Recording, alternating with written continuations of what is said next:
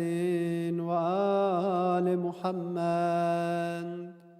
السلام عليك يا صاحب الزمان، السلام عليك يا شريك القرآن، السلام عليك يا إمام الإنس والجان. الأمان الأمان من فتن الزمان. عجل الله تعالى فرجك وسهل الله مخرجك وظهورك. اللهم صل على محمد وآل محمد. بسم الله الرحمن الرحيم. اللهم إني أسألك وأتوجه إليك بنبيك نبي الرحمة محمد صلى الله عليه وآله. يا أبا القاسم، يا إمام الرحمة، يا سيدنا ومولانا، إنا توجهنا واستشفعنا وتوسلنا بك إلى الله، وقدمناك بين يدي حاجاتنا يا وجيها عند الله. اشفع لنا عند الله يا وجيها عند الله. اشفع لنا عند الله. يا أبا الحسن، يا أمير المؤمنين، يا علي بن أبي طالب، يا حجة الله على خلقه، يا سيدنا ومولانا، إنا توجهنا واستشفعنا وتوسلنا بك إلى الله، وقدمناك بين يدي حاجاتنا يا وجيها عند الله. اشفع لنا عند الله يا وجيها عند الله. اشفع لنا عند الله. يا فاطمة الزهراء، يا بنت محمد، يا قرة عين الرسول، يا سيدتنا ومولاتنا، إنا توجهنا واستشفعنا وتوسلنا بك إلى الله، وقدمناك بين يدي حاجاتنا يا وجيهة عند الله. اشفعي لنا عند الله يا وجيهة عند الله. اشفعي لنا عند الله. يا أبا محمد، يا حسن بن علي، أيها المجتبى، يا ابن رسول الله، يا حجة الله على خلقه، يا سيدنا ومولانا، إنا توجهنا واستشفعنا وتوسلنا بك إلى الله، وقدمناك بين يدي حاجاتنا يا وجيها عند الله. اشفع لنا عند الله يا وجيها عند الله. اشفع لنا عند الله. يا أبا عبد الله، يا حسين بن علي، أيها الشهيد يا ابن رسول الله، يا حجة الله على خلقه يا سيدنا ومولانا إنا توجهنا واستشفعنا وتوسلنا بك إلى الله وقدمناك بين يدي حاجاتنا يا وجيها عند الله اشفع لنا عند الله يا وجيها عند الله اشفع لنا عند الله يا أبا الحسن يا علي بن الحسين يا زين العابدين يا ابن رسول الله يا حجة الله على خلقه يا سيدنا ومولانا إنا توجهنا واستشفعنا وتوسلنا بك إلى الله وقدمناك بين يدي حاجاتنا يا وجيها عند الله اشفع لنا عند الله يا وجيها عند الله اشفع لنا عند الله يا أبا جعفر يا محمد بن علي أيها الباقر يا ابن رسول الله يا حجة الله على خلقه يا سيدنا ومولانا إنا توجهنا واستشفعنا وتوسلنا بك إلى الله وقدمناك بين يدي حاجاتنا يا وجيها عند الله اشفع لنا عند الله يا وجيها عند الله اشفع لنا عند الله يا جعفر يا أبا عبد الله يا جعفر بن محمد أيها الصادق يا ابن رسول الله يا حجة الله على خلقه يا سيدنا ومولانا إنا توجهنا واستشفعنا وتوسلنا بك إلى الله وقدمناك بين يدي حاجاتنا يا وجيها عند الله اشفع لنا عند الله يا وجيها عند الله اشفع لنا عند الله يا أبا الحسن يا موسى بن جعفر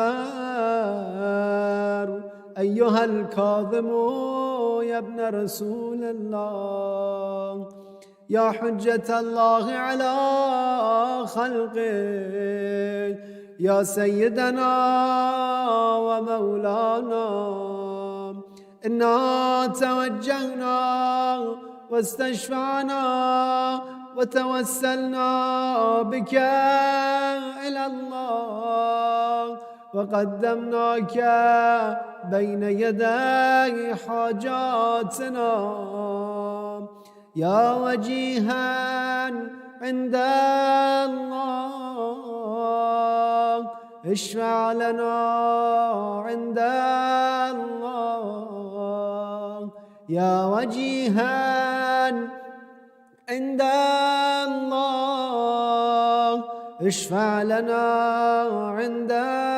الله يا أبا الحسن يا علي بن موسى، أيها الرضا يا ابن رسول الله، يا حجة الله على خلقه، يا سيدنا ومولانا، إنا توجهنا واستشفعنا وتوسلنا بك إلى الله، وقدمناك بين يدي حاجاتنا، يا وجيحا عند الله، اشفع لنا عند الله، يا وجيها عند الله، اشفع لنا عند الله. يا أبا جعفر يا محمد بن علي، أيها التقي الجواد يا ابن رسول الله، يا حجة الله على خلقه، يا سيدنا ومولانا، إنا توجهنا واستشفعنا وتوسلنا بك إلى الله، وقدمناك بين يدي حاجاتنا، يا وجيها عند الله، اشفع لنا عند الله، يا وجيها عند الله، اشفع لنا عند الله. يا أبا الحسن يا علي بن محمد، أيها الهادي النقي يا ابن رسول الله، يا حجة الله على خلقه، يا سيدنا ومولانا، إنا توجهنا واستشفعنا وتوسلنا بك إلى الله، وقدمناك بين يدي حاجاتنا، يا وجيها عند الله، اشفع لنا عند الله، يا وجيها عند الله، اشفع لنا عند الله. يا أبا محمد يا حسن بن علي، أيها الذكي العسكري يا ابن رسول الله، يا حجة الله على خلقه، يا سيدنا ومولانا، إنا توجهنا واستشفعنا وتوسلنا بك إلى الله، وقدمناك بين يدي حاجاتنا، يا وجيها عند الله، اشفع لنا عند الله، يا وجيها عند الله، اشفع لنا عند الله. يا وصي الحسن والخلف الحجة، أيها القائم المنتظر المهدي، يا ابن رسول الله، يا حجة الله على خلقه، يا سيدنا ومولانا، إنا توجهنا واستشفعنا وتوسلنا بك إلى الله، وقدمناك بين يدي حاجاتنا يا وجيها عند الله اشفع لنا عند الله يا وجيها عند الله اشفع لنا عند الله حاجات.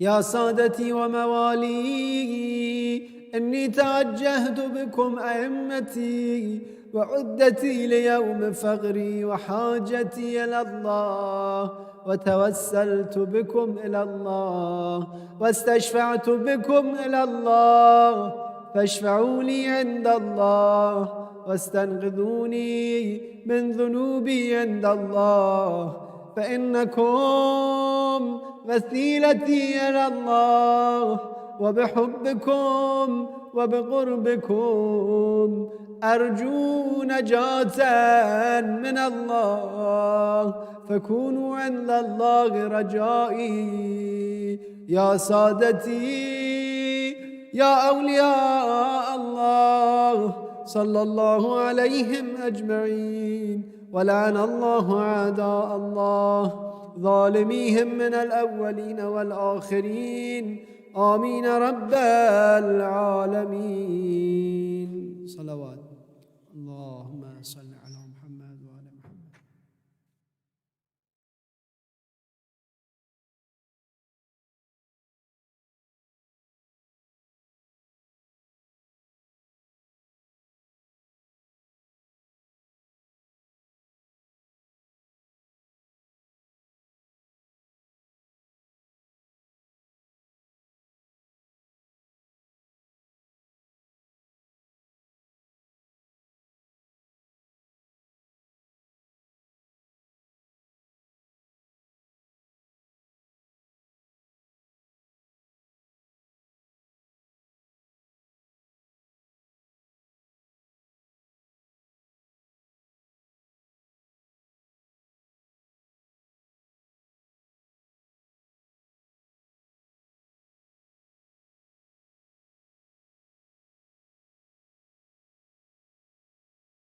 بالله من الشيطان الرجيم. بسم الله الرحمن الرحيم. وهو الذي أنشأكم من نفس واحدة فمستقر ومستودع قد فصلنا الآيات لقوم يفقهون. وهو الذي أنزل من السماء ماء فأخرجنا به نبات كل شيء فأخرجنا منه خضرا نخرج منه حبا متراكبا ومن النخل من طلعها قنوان دانية وجنات من عناب والزيتون والرمان مشتبها وغير متشابه انظروا إلى ثمره إذا أثمر وينعه إن في ذلكم لآيات لقوم يؤمنون. وجعلوا لله شركاء الجن وخلقهم وخرقوا له بنين وبنات بغير علم سبحانه وتعالى عما يصفون.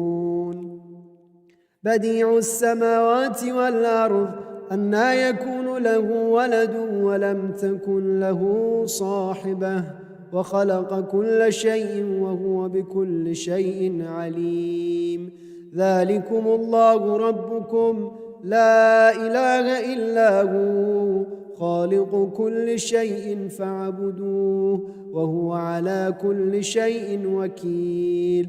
لا تدركه الأبصار وهو يدرك الأبصار وهو اللطيف الخبير. قد جاءكم بصائر من ربكم فمن أبصر فلنفسه ومن عمي فعليها وما أنا عليكم بحفيظ. وكذلك نصرف الآيات وليقولوا درست ولنبينه لقوم يعلمون اتبع ما أوحي إليك من ربك لا إله إلا هو وأعرض عن المشركين ولو شاء الله ما أشركوا وما جعلناك عليهم حفيظا وما أنت عليهم بوكيل ولا تسبوا الذين يدعون من دون الله فيسبوا الله عدوا بغير علم كذلك زينا لكل أمة عملهم ثم إلى ربهم مرجعهم فينبئهم بما كانوا يعملون وأقسموا بالله جهد أيمانهم لئن جاءتهم آية ليؤمنن بها قل إنما الآيات عند الله وما يشعركم أنها إذا جاءت لا يؤمنون ونقلب أفئدته وأبصارهم كما لم يؤمنوا به أول مرة ونذرهم في طغيانهم يعمهون صدق الله العلي العظيم وصدق رسوله النبي الكريم.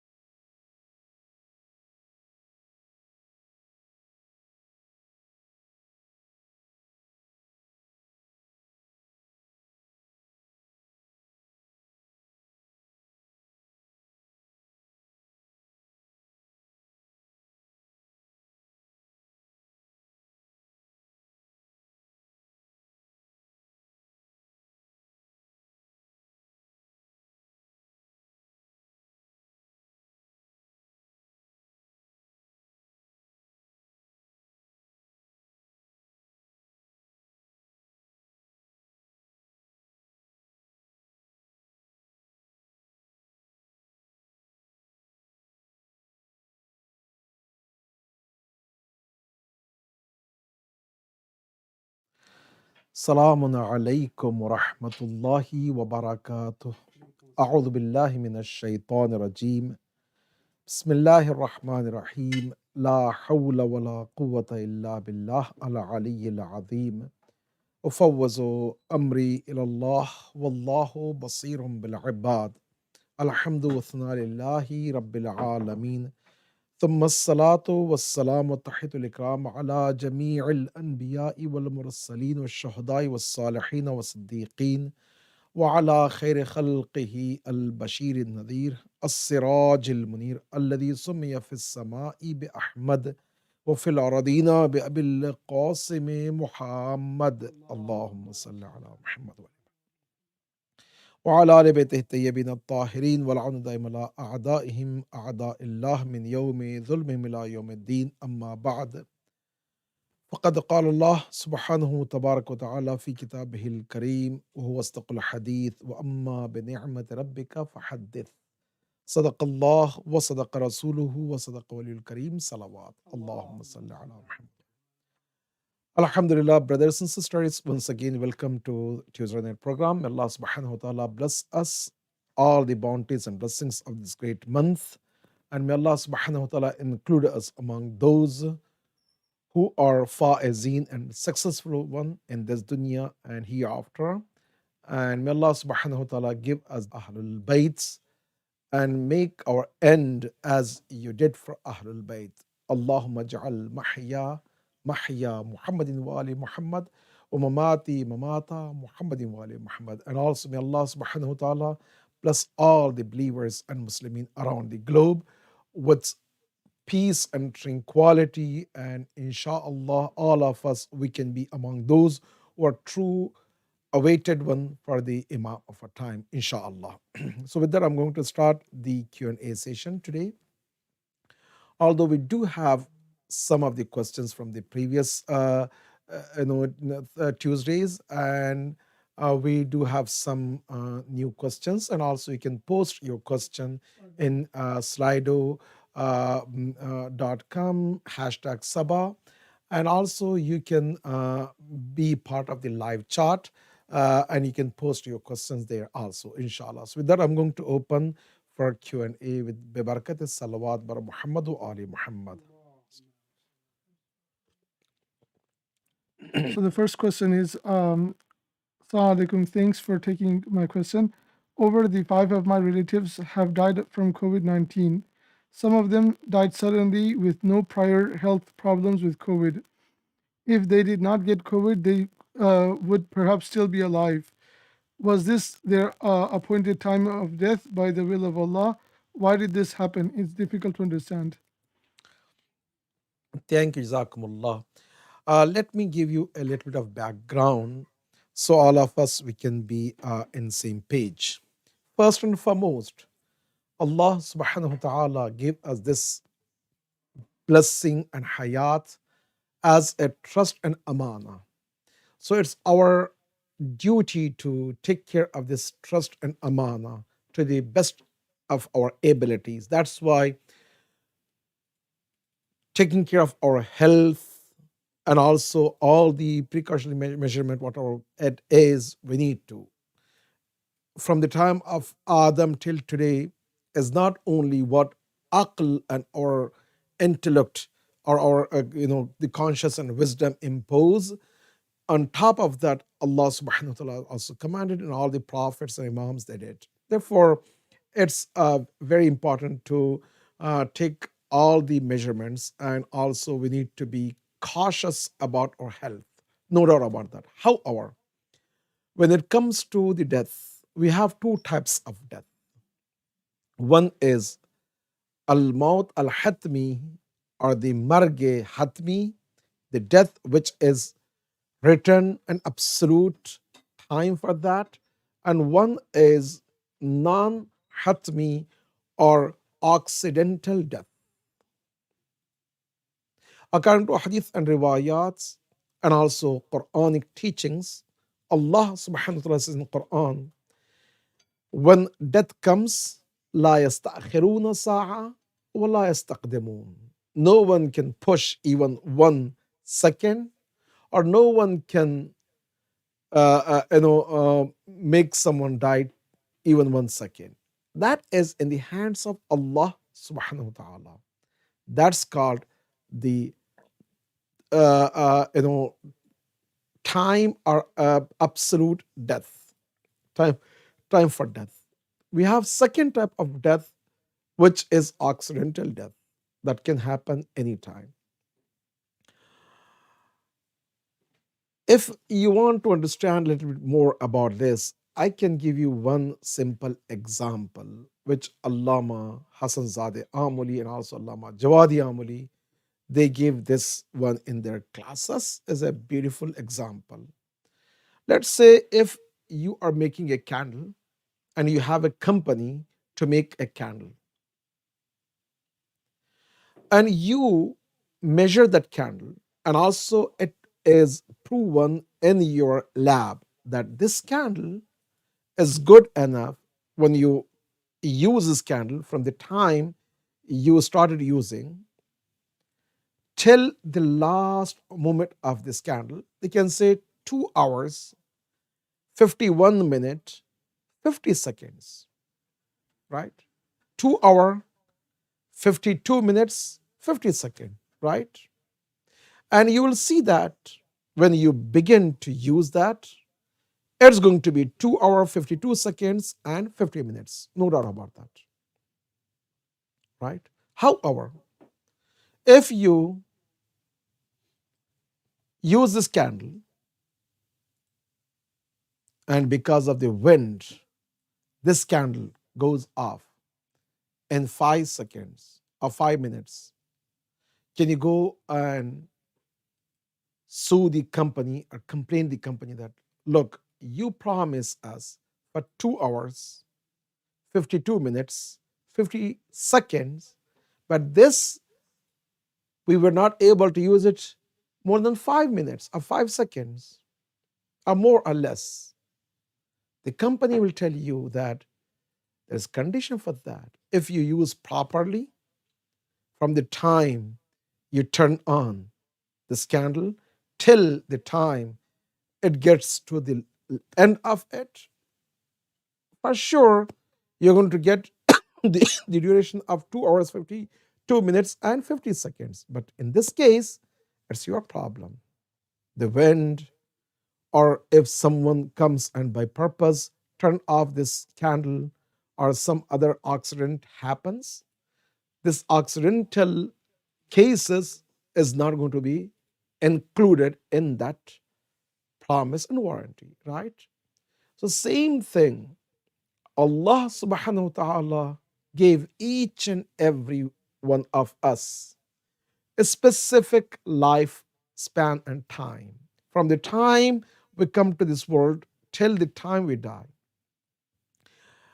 No one knows what is that duration, right? But once that absolute duration comes, no one can stop that. The question is whether all the people they can live to that absolute duration. No, that's not the case.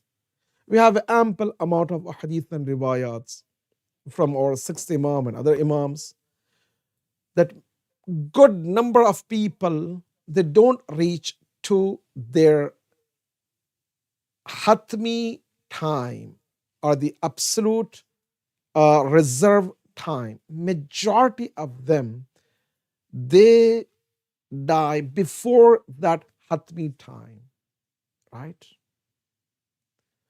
So the question is, no one knows what is our absolute time. Therefore, we don't know. That's why the precaution, ihtiyat, is one. Taking care of our health is one. Paying the charity is one. Silatul raham is one. So according to hadith and riwayat, if you have a silatul raham, your life span will be increased, not extended from your absolute time. So that can be preventing from accidental death. And also, if you pay a sadaqah, you do sila raham, and so on and so forth. Of a mother's side, if you are chain smoker, obviously those who are chain smoker, they have a high risk compared to those who are not. It means they're not taking care of them. Or those who have multiple conditions, health conditions, they are facing more danger than those who don't, right? So we need to take care of our health. And also we need to take care of dua, sadaqah, silatul raham, and so on and so forth. If you do that, inshallah, our goal is to reach to the hatmi, or absolute time for death, where we can optimize our qualities and optimize our talents and optimize our time to achieve more. That's why a hadith and riwayat also says Allah subhanahu wa ta'ala increase our hayat, our life, so we can do good duties and good jobs. That it means we need to be more cautious, and no one can pass from the hatmi death. All what we are talking about is the accidental death. About this question, whether those your relatives, those who died because of the COVID-19, may Allah subhanahu wa ta'ala bless them and bless all the marhumeen and all the shuhada. For example, just we heard that Dr. Rayhan Azami, one of the great legend poet, he also died. Whether his death or other people's death is hatmi death, no one can say that. But for us, we need to be more cautious about that, right? So this is the answer. Please recite a salawat.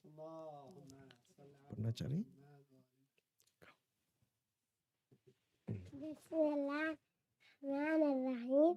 Bismillahirrahmanirrahim. قل Allahu ahad. Allahu samad. Lam yalid wa lam yulad wa lam yakul lahu kufuwan ahad.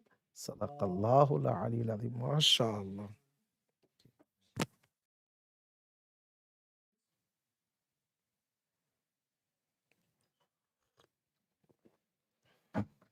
The next question is kombucha, which is a fermented tea, halal? It's not intoxicating and has the same natural alcohol content as a ripe banana. I don't know about this type of tea. And since I don't know, I don't want to make up any answer. I refer to those who know, or maybe I can research for next time. I can get the complete picture of it so I can answer that. So, about this, I don't know about that. A brother said that my hand sanitizer with alcohol makes my salat invalid. Is this true? Does it apply to disinfectants for my hands or mustache trimmers, colognes, etc.? The answer is no, it's not a problem because these types of alcohols are the manufacture alcohol for the purpose of the health. These types of alcohols is not meant for the consuming for our drink or anyone who can drink this. Therefore, these types of alcohol, whether they use usually for the health purpose or the health industries, whether for hand sanitizer or soaps and so on and so forth, is not haram.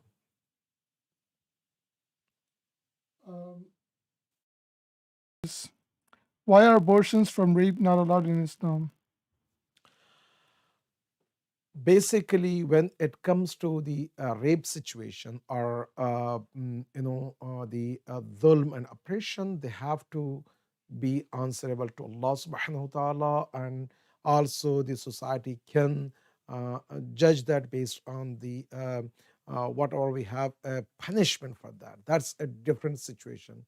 But when it comes to the pregnancy or the babies, if it's not a danger for the mother, the baby is baby, right? And when we are dealing and we're talking about the life of the baby, Islamically, it doesn't matter. There is no difference between any types of pregnancy happen. The criteria is if this types of pregnancy is dangerous to the health of mother, is a different case. If not, it's not allowed.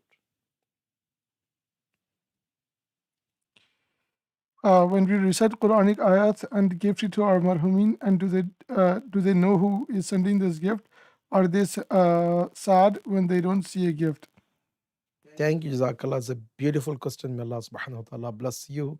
And I would like to say that all the questions are great and very important. I appreciate that for your trust in me. And may Allah subhanahu wa ta'ala bless all of you. Regarding this question, according to hadith and riwayats, the mayyats, the person was deceased one, he or she will get the permission from Allah subhanahu wa ta'ala to visit even their homes. Obviously not with the physical body. Their ruh and spirit, they can come. And they're waiting, especially on Thursdays. We have an ample amount of ahadith and riwayats that the soul of the diseased one, marhumin, will come to the homes of their beloved ones, the family members, the friends. They beg basically that, oh my son, oh my daughter, oh my brother, oh my father, oh my mother, oh my friend, oh my cousin, oh my spouse, and so on and so forth. I am in need of your blessings and du'as. And whenever we send those gifts to them, either those gifts could be a charity, sadaqah, or recitation of Quran, like Surah Al-Hamd, or any good deed or majlis or whatever you do, they will receive that gift and they ask Allah subhanahu wa ta'ala to increase in your blessings. And Allah subhanahu wa ta'ala will fulfill that. And according to hadith and riwayats, if we don't send any of this gift, subhanallah, they will be sad and they will complain to Allah subhanahu wa ta'ala. Wallah, I lived with them. I did everything. But they turned from me and they did not give me anything. I'm going back with empty hand. Yes, we do have ahadith and riwayats, and those ahadith and riwayats explain even more and detailed, situation about that. But I will leave to the discussion here that yes, indeed, they receive that and they know who is sending that. The best gift is charity, sadaqah on behalf of the marhumin, and any Quran, salat, prayer, and especially if someone has a wajib obligations like prayers or fasting or the hajj or his wajib dues, it's very important to take care of that also. What is Silatul Raham? Silatul Rahim is connection between me and my kins, the family members. The family members or spouse, parents, children, grandfather, grandmother, aunt, uncle, niece, nephew, and so on and so forth. So the Silatul Rahim refers, the first group of Silatul Rahim is obviously the parents, the children, the sibling, grandfather, grandmother, and a spouse. And then that's how it's going to extend. This is Silatul Rahim. Rahim is the kin. Sila is being connected with the kin ones. So those, we have a qat'a silatul rahim, those who cut these ties, are those who disconnect themselves, they will face a huge chastisement on the judgment day. And also the effect you can see in this dunya also.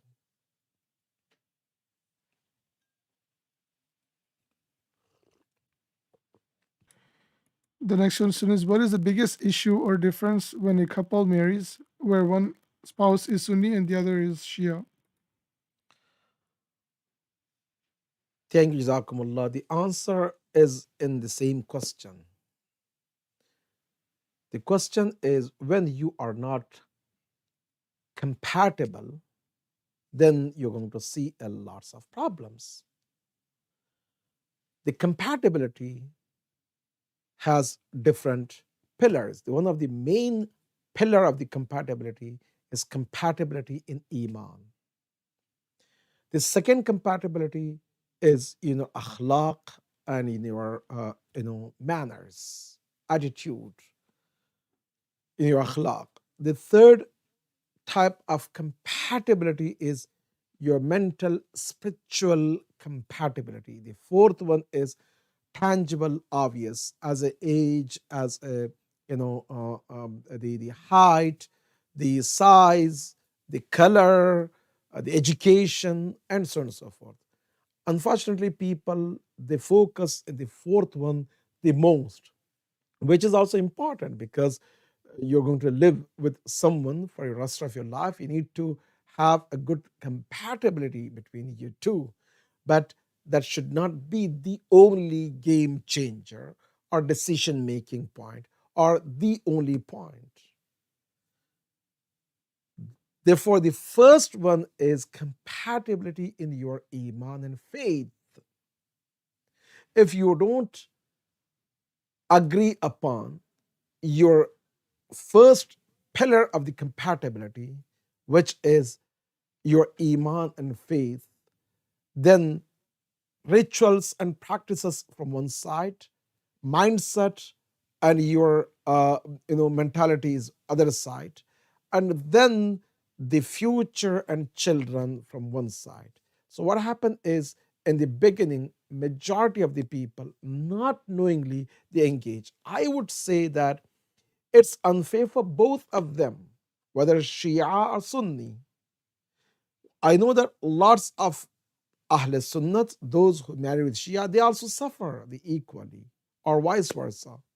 Why? Because life itself after marriage is full of challenges and blessings and barakats, right? Once you're dealing with challenges and blessings and barakats, you want to make sure that the less challenges is better to maintain. So in this case, if brother Sunni brother, Shia sister, or vice versa, if they married, what happened is, today there's no problem because it's honeymoon, first few month or first few years is everything is holy doly, no problem. But one of these parties, they become more religious, and once they're inclining with their own practices, so then they want to go deep about that. Sometimes they became more practicing, or to the point that I don't want to call it extreme level, but as a very devoted level. So in that case, what happens is, Muharram time, Ramadan time, they want to break the fast. They have different timings. Although it's not a big deal, but to maintain that. Al-Sunnah, they don't have any problem for having marriage even on the day of Ashura, although it's not all of them, but some. But definitely for first 10 days of Muharram, no problem. So you have a wedding parties, other side, you want to attend. You want to go there or not. So then you're burning from inside. You have the problem. So practices, should I go to majalis or not? Should I go to this center or not? Then the second one is children. What would be the future of our children? How we should deal with them? What is the best outcome, and so on and so forth. From naming the children to raising them in what school of thought and how, and so on and so forth, and so on and so forth. You add all of that.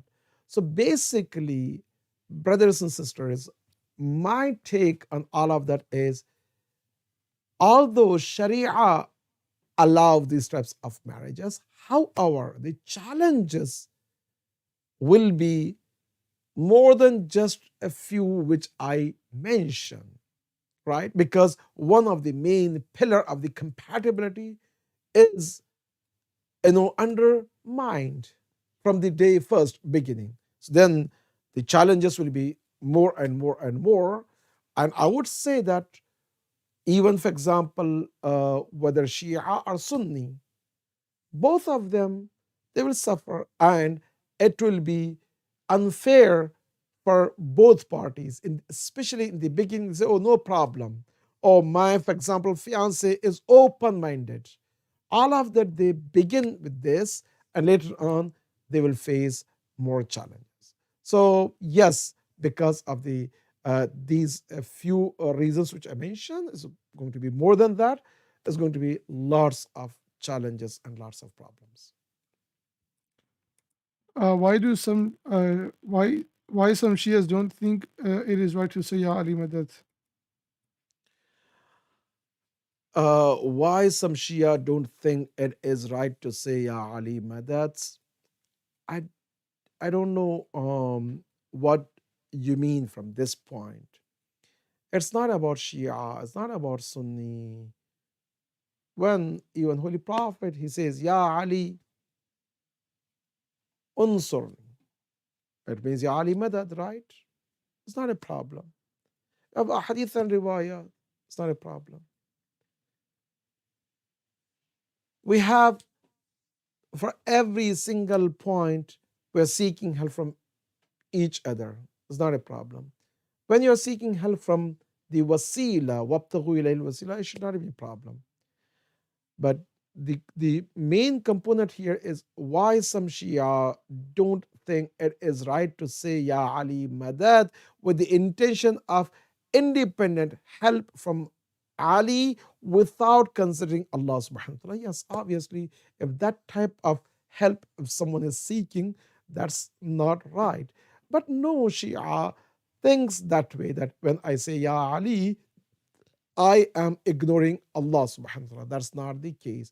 However, they, those who think that this is not right, it means when you are seeking help minus Allah consciously, or you want to take Allah subhanahu wa ta'ala out from this whole help, yes, obviously that's not right.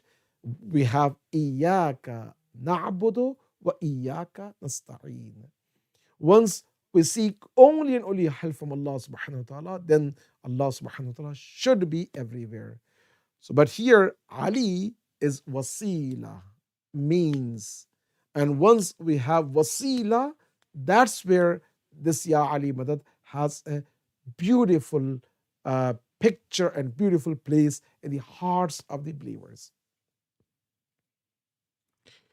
Using profanity in Islam is haram, right? So can we joke using that sort of language and joking content?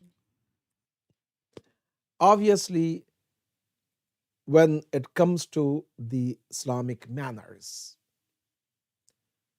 when we say Islamic manners is not added, it's part of our nature and fitra.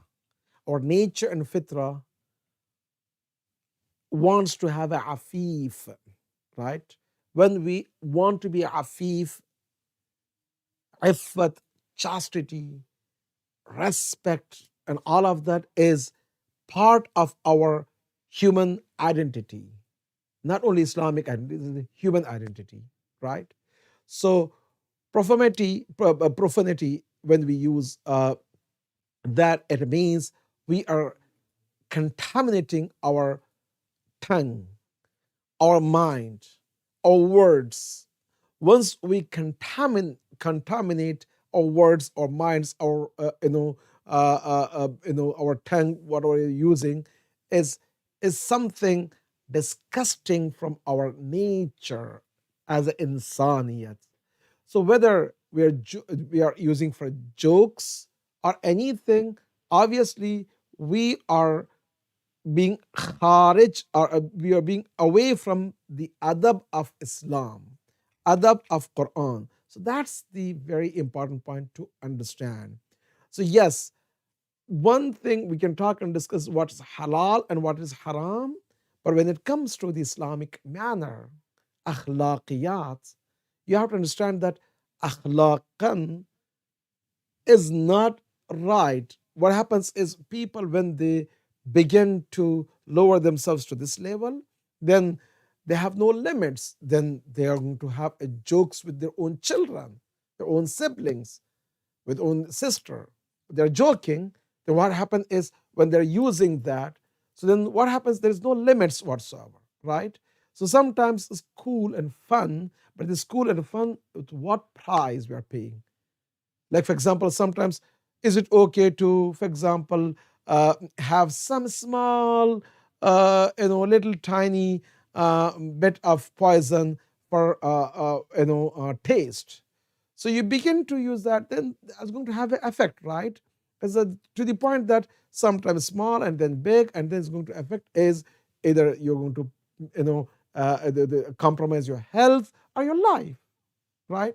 Same thing. Any word when we use وَقُولُوا لِلنَّاسِ حُسْنًا قَوْلًا كَرِيمًا قَوْلًا لَيِّنًا in Quran.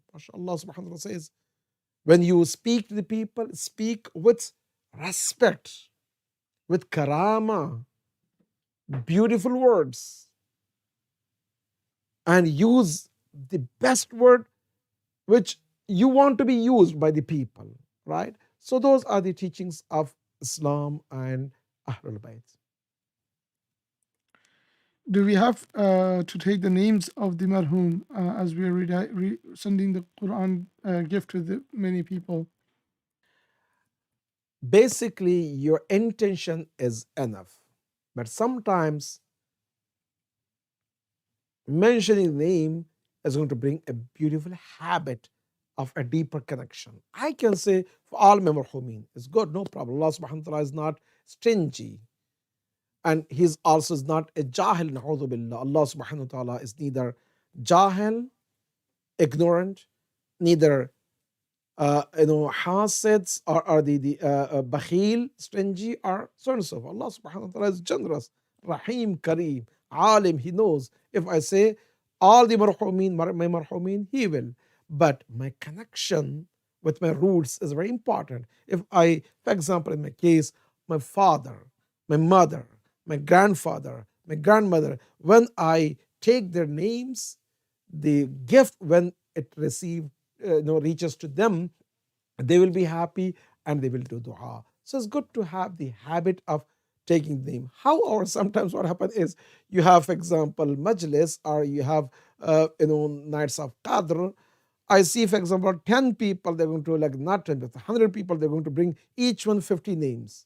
So then a whole night, if I want to, for example, have amal, only I have to read the names of the thousands of people. So that's kind of too much. But each one, they can have their own beloved names and they can dedicate that. And as a collective, we can say all the marhumin and marhumat of those who are attending here, so then that they can get a reward. And you are making an intention for each and every of your marhumin, which is good, inshallah. Can Muslims support LGBTQ plus, but we aren't part of that community? Subhanallah.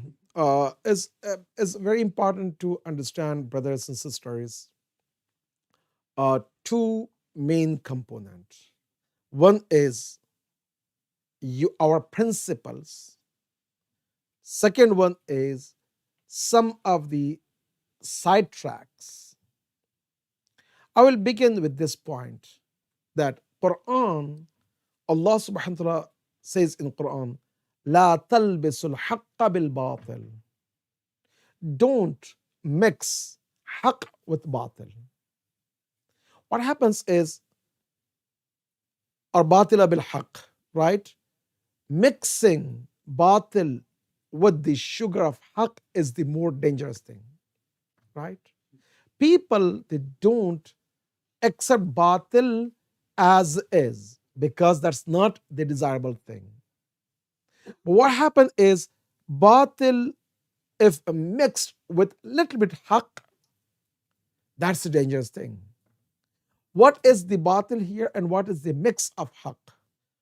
The batil is this act itself.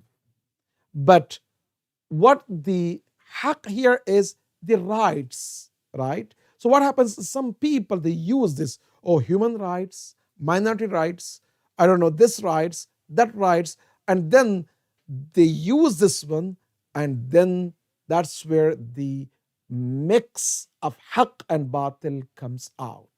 I would say all the time that when it comes to the women's right, we, when I say we, from noble Prophet of Islam till today, we are the biggest defender and supporter of the women's rights.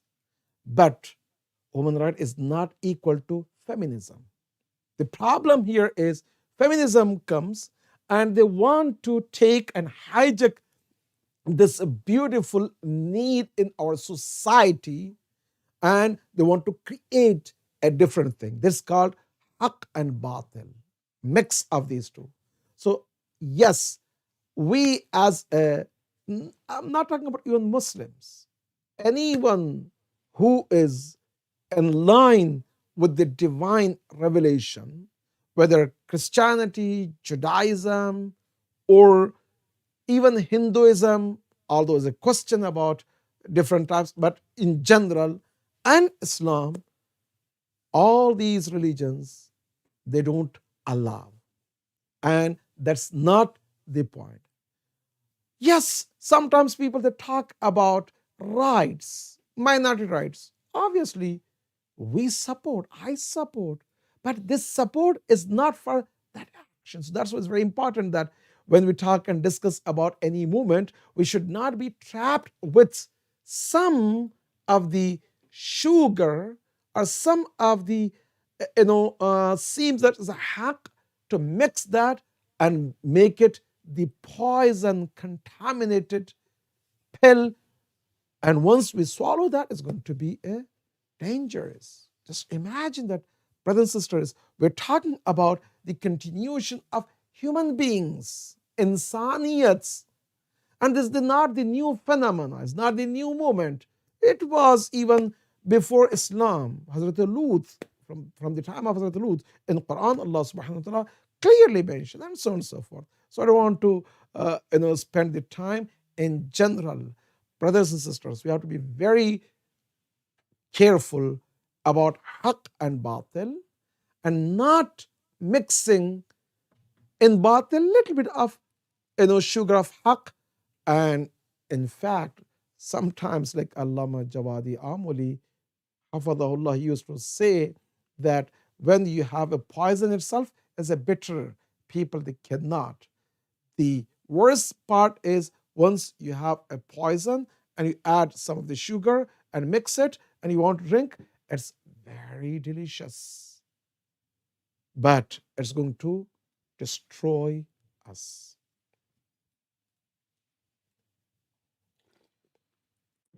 How do we find the balance between being humble without being used or taken advantage of?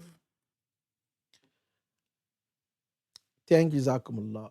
We have to understand and dissect the word of being humble. The absolute humbleness is to Allah subhanahu wa ta'ala. Khudu and khushu'. Khudu from the appearance, zahiri, khushu' from the qalb. Only Allah subhanahu wa ta'ala is worthy of being mutakabbir. He is the one who should be absolute malik. And all of us, nahnul fuqara, we're in need.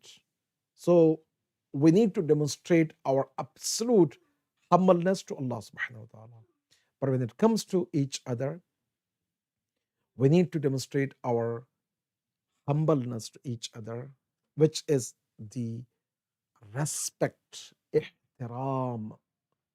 Ihtiram, respect to each other, is one of the key components of having a peaceful society where we can demonstrate peace and tranquility. This peaceful society, when it comes to peaceful society, peace and tranquility can establish with humbleness, respect to each other, with arrogance, with prideness, with having this sick mentality of I'm superior to other people, or I'm special, I'm chosen one, I'm this, I'm that. So then what happens is that will kill the essence of this ihtiram and this equality. Right? All of us, we are equal as a ubudiyah to Allah subhanahu wa ta'ala, and we are the servant of Allah subhanahu wa ta'ala. As one of the great poet, Allama Iqbal Lahori, he says, beautiful, man nadidam sagi pishe sak sarham kyats. I don't see any dog who does sajda to other dog. But what happened to this insan? Right? So humiliation has a different meanings. Being humble, it means respect. We have a specific points.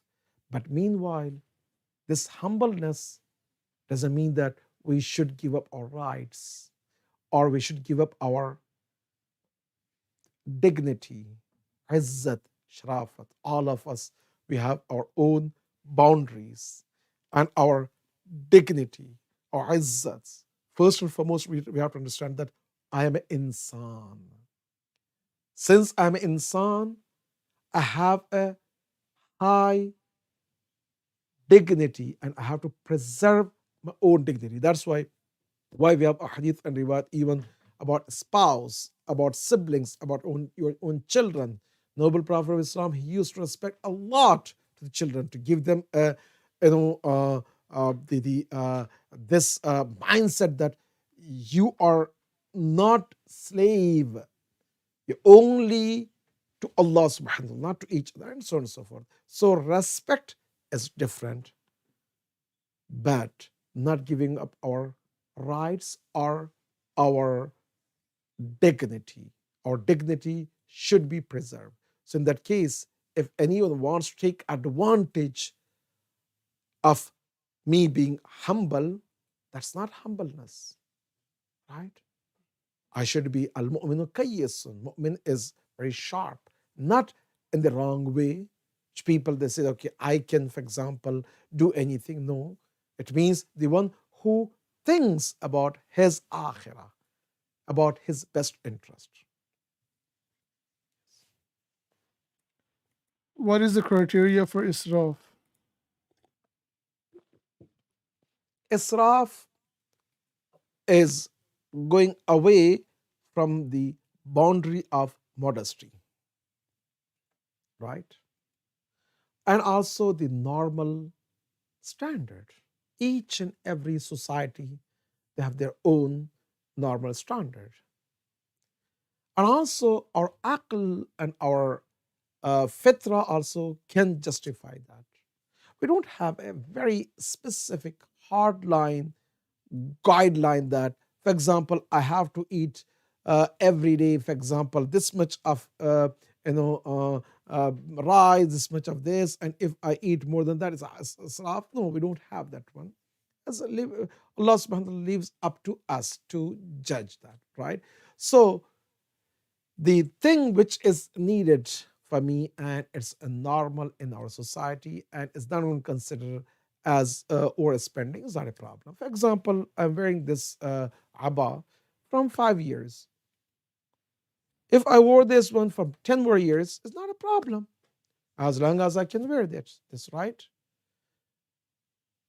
Israf is, you know what? Every year I have to change. Every, for example, 3 months I have to change my shoes. Every, for example, I don't know, time I go to a shopping center because of some discounts or some deceptions like a sale, this and that, we go. Why we have a hadith and riwayat? When you go to market, you go to, for example, anything to buy, have a list. First shop yours, in your home. See, you have that, and then you go list of. Some people, they do is they go to mall and shopping mall and here there, and then they shop. So then that's israf. And same thing for cooking. When, for example, you want to have you're inviting 5 people. See how much they want to eat. Sometimes people they cook for 50 people. That's israf, right? Unless you want to preserve that for the next time, I'm not talking about that. But in general, when people they waste, so in any capacity, and israf could be time. Lots of times we waste our time. We don't optimize our time. Sometimes israf in, for example, eating, israf in buying, israf in showing off, bragging, israf in, for example, lavish items. For example, if I can live with this normal standard car is good, but if I want to show off, bragging, for example, this car and that car, all other israf. So israf has a very specific boundary, but meanwhile we have to make sure that we don't want to take it to the either extreme side, this side and that side. I know some brothers and sisters, what they do is they take it to the other extreme. For example, israf is I should not, for example, have any food or any fruit, or I have to buy, for example, the worst types of food, and that's also is not right. I've come to hadith and riwayat, al bakhiloma, the bakhil, the one who is a bakhil, stingy, the one who is stingy to his own family member, his own wife and children. Some people, they want to go to extreme thing. That's also is not right. And some people, they go to other extreme. They want to have everything every couple of months. They want to change the setup and so on and so forth. No, that's also not. We need to have a moderate life, humble life. That's the teachings of Islam. I mean, Imam Ali al-Islam also in khutbah, the khutbah hammam, when it comes to Sifat al-Muttaqeen, Sifat al-Muttaqeen, beloved Imam Amir al-Mu'mineen, he gives the very beautiful guideline. One of them is Malbasum al-Iqtisad. Mantiqahum, when they speak to the point, and they walk with humble. And when they, for example, wear the cloth, where the cloth is iqtisad, with moderation, and so on and so forth. Is praying with water-based nail polish okay? Water-based nail polish. If this water-based nail polish is a kind of a paint which is preventing water from the skin or from the nails, is not okay. But if it's, for example, something is not going to stick, like some of the gel you have, once you put it and after a few seconds or a few minutes, it's going to go away, is not a problem. But this seems that water-based nail polish also is going to prevent, most of those is going to prevent from the water from going to the skin or to the nails. So it's going to be problematic. But if you find any water-based nail polish which will go away or is not going to be addition to your skin, and water will go to your skin, is not a problem. But most of those is problematic. What is the limits of conversing with a non-mahram who is a relative, like cousins, besides not touching and seeing, etc.? We have mahram and non-mahram. We don't have a third category. And unfortunately, people, they created the third category. One is mahram, one is non-mahram, and one is in between. Is not a problem, and that's where the problems will begin. So basically, we need to follow the same code of conduct and same standard for every non-mahram. When they have a relaxed atmosphere, relaxed situation, and when people, they interact freely, they talk, they joke, and that's how they build the feelings and so on and so forth, and we're going to lead to lots of haram thing. Even if it's not going to lead to the haram thing, we need to be very prim and proper, and we have to have boundaries for all the non-mahram. So basically, non-mahram is non-mahram, whether my sister-in-law or anyone else, and that's why we have to be very careful about those boundaries.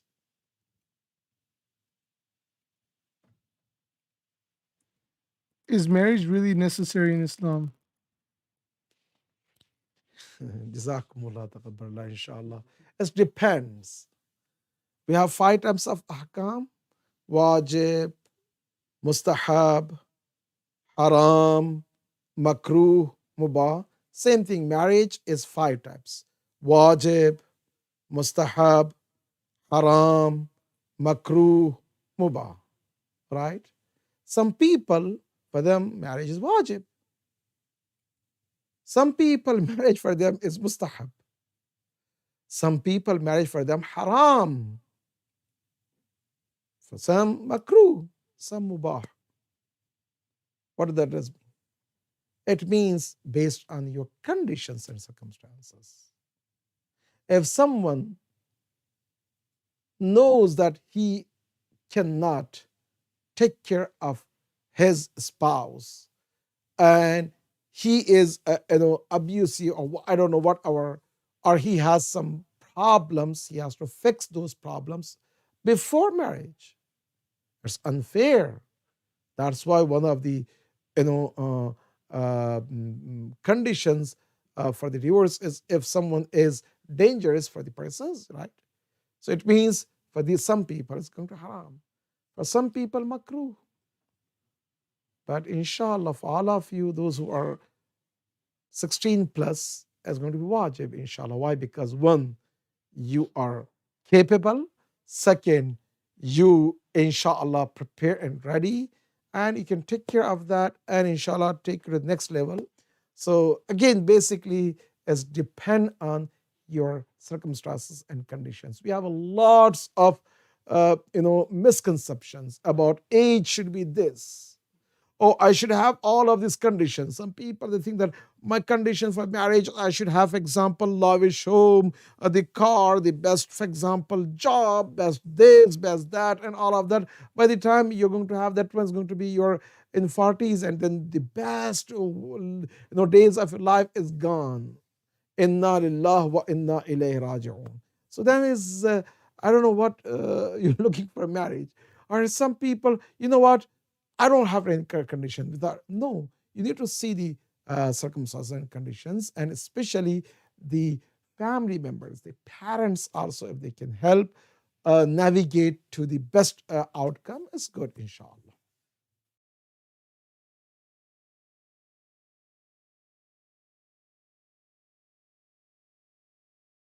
Ready?